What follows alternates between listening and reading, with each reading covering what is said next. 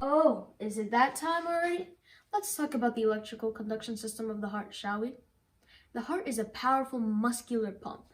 It beats on average 40 million times per year. An impulse is generated and propagated through the muscle cells to induce contraction. Let me take you on a journey of the electrical conduction system of the heart. The heart consists of 4 chambers, the 2 atria on the top and the 2 ventricles on the bottom. The pacemaker cell SA node is located near the junction of the superior vena cava and the right atrium. This structure is the main generator of the electric impulse since it has the highest automaticity. When the SA node generates an impulse, it travels to the AV node through 3 bundles of specialized cells: the anterior, middle, and posterior internodal tracts. These tracts connect the SA and AV nodes.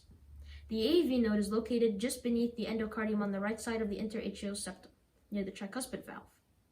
Once the impulse has reached the AV node, it slows down and waits for the right atrium to contract. The impulse then is transported to the bundle of His. The bundle of His is located beneath the AV node on the right side of the interventricular septum.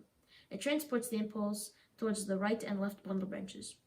The right and left bundle branches are located on each side of the interventricular septum. Lastly, we have the Purkinje fibers, which arise from both bundle branches and branch out just beneath the endocardium of both ventricles.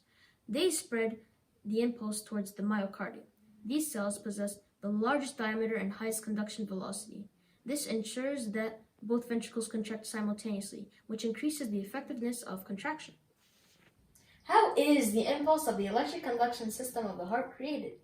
The pacemaker cell, which generates the impulse, has a voltage difference across the cell membrane, 60 to 90 millivolts. On the inside of the cell, negative, and on the outside of the cell, positive.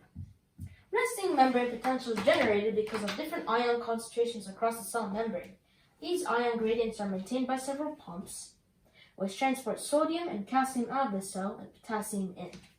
Now, during action potential, an impulse is fired spontaneously by an influx of sodium into the cell through the funny channel. Once the cell membrane has reached a threshold of negative 40 millivolts, depolarization becomes inevitable.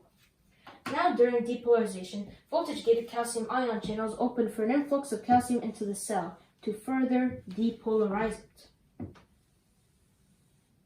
Once at the peak of depolarization at about positive 10 millivolts, potassium is leaked out of the cell. This repolarizes the cell back to resting membrane potential. Then there is a balance when several ionic pumps return all ion gradients back to their original places. This cycle repeats itself 90 to 120 times per minute.